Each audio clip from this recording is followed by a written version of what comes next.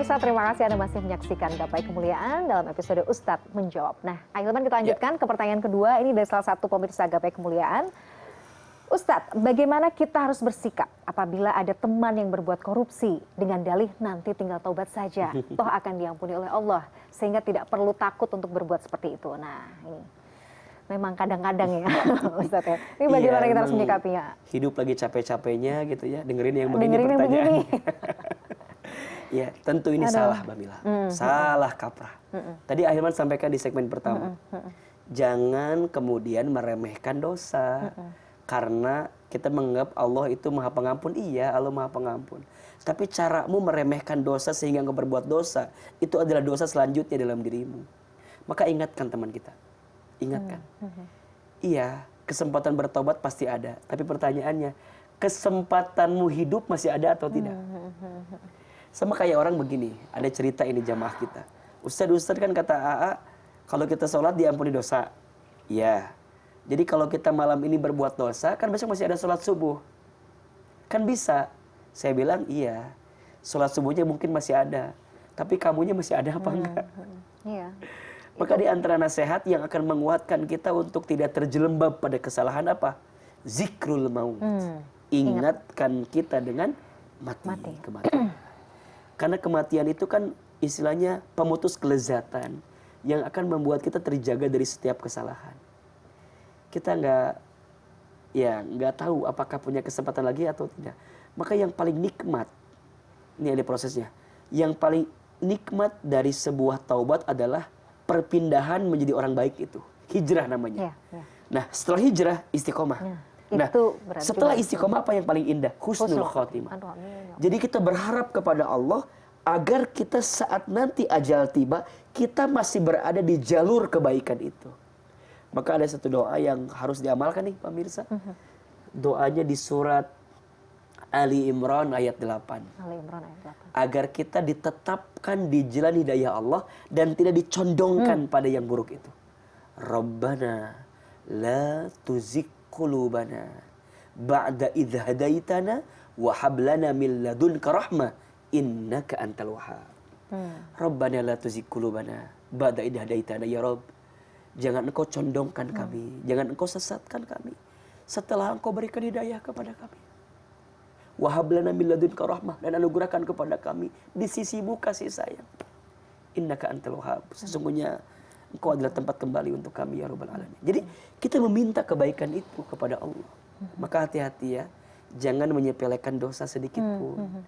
Karena kita punya tameng seakan-akan Allah ampuni kita. Jangan.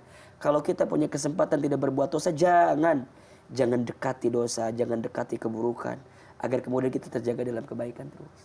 Maka lihat, perkara-perkara yang akan mengantarkan pada keburukan yang panjang itu perintahnya pasti la taqrabu, jangan dekati. Karena mendekatinya saja bisa berpeluang membuat dosa yang selanjutnya gitu.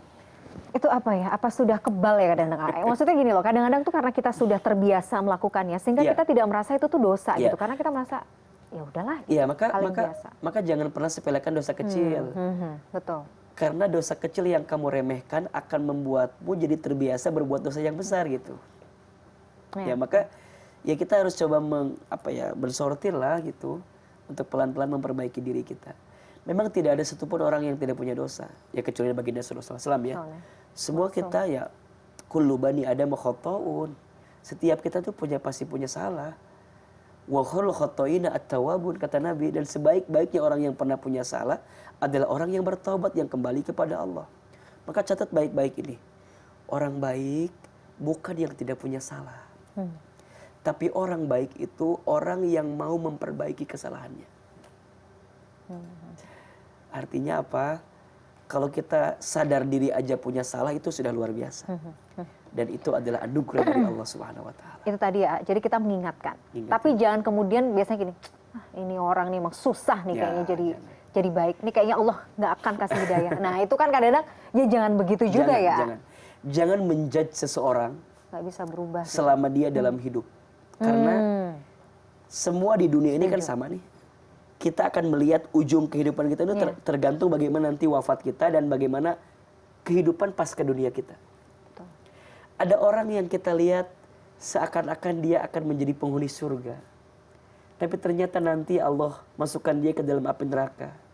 Karena ternyata dia punya hati yang kotor, sering prasangka buruk sama orang, sering menghina orang. Ternyata prasangka buruk dia itulah yang membuat surga enggan dimiliki oleh dirinya. Tapi ada seseorang yang kelihatannya ahli neraka dengan dosa yang dia lakukan. Tapi ternyata dia punya amalan tersembunyi yang membuat Allah mencintai karena amalan yang tersembunyi itu. Ternyata orang itu Allah masukkan ke dalam surganya Allah Subhanahu wa taala. Maka jangan mudah menjudge surga dan neraka bagi seseorang. Apalagi orang itu masih hidup ya. Karena Apalagi setiap dia orang masih bisa hidup. berubah ya. Iya.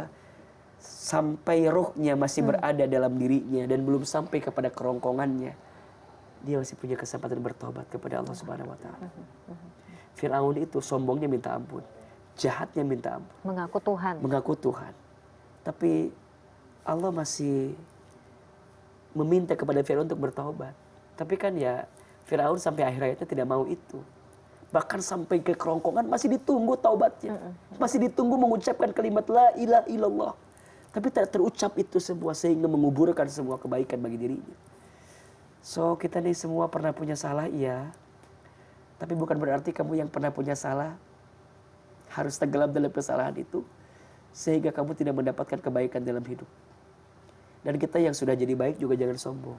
Betul. Karena boleh jadi akhir kehidupan kita terpeleset sehingga menjadikan kita buruk dalam pandangan Allah Subhanahu wa taala. Jadi terus meminta ya. Terus itu tadi meminta. doa itu salah satunya. Makanya Allahumma inni as'aluka min husnil khatimah wa na'udzubika min su'il khatimah. Ya Rabb, aku bermohon kepadamu wafat dalam keadaan husnul khatimah, dan aku berlindung kepadamu ya Allah wafat dalam keadaan su'ul khatimah. Dan ingat, syaitan itu akan terus memerangi kita sampai kapan? Sampai napas terakhir kita. Makanya orang kalau diuji dengan masalah, Mamila, sekian masalah, apa yang setan mau? Gelisah, marah, benci. Nah, setan ingin membuat kita jadi jauh dari Allah gitu. Jadi menyalahkan keadaan sampai kita stres, frustasi, sakit. Dan ketika itu sakit kita lupa sama Allah, setan berhasil dengan keadaan yang datang bagi diri kita itu. Nauzubillahimindzalik. Masya Allah. Ahilman, kita jeda dulu. Ini masih ada pertanyaan ya dari Ibu Nasdah, kita bacakan nanti jawabannya di segmen berikutnya. Baik. Ustadz, bagaimana jika ada seseorang yang kita ketahui mampu secara finansial, tetapi selalu berpakaian lusuh dan compang-camping dengan tujuan supaya dikasihani dan mendapat bantuan? Apakah perbuatan itu dibenarkan? Nah, ini menarik nih untuk dibahas ya. Jadi perspektifnya bisa macam-macam ya. Dan pemirsa jangan kemana-mana, tunggu jawabannya sesaat lagi.